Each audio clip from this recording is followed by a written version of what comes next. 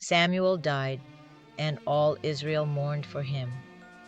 David moved down into the desert of Paran and met Nabal, a wealthy man in Maon with 1,000 goats and 3,000 sheep shearing in Carmel.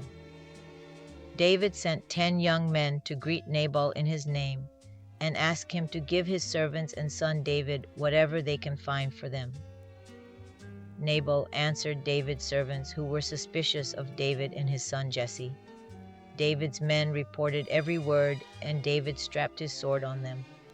Abigail, Nabal's wife, took 200 loaves of bread, 2 skins of wine, 5 dressed sheep, 5 seahs of roasted grain, 100 cakes of raisins, and 200 cakes of pressed figs, loaded them on donkeys, and told her servants to follow David.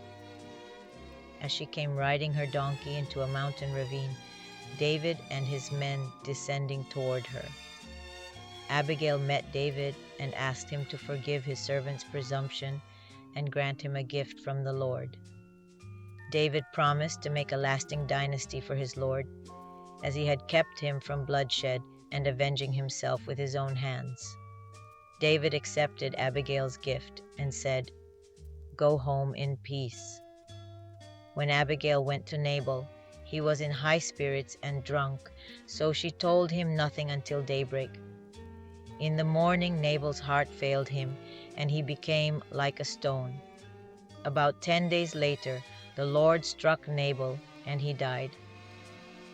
When David heard that Nabal was dead, he praised the Lord for upholding his cause against Nabal for treating him with contempt. He then asked Abigail to become his wife. His servants went to Carmel and told Abigail that David had sent them to take her to become his wife.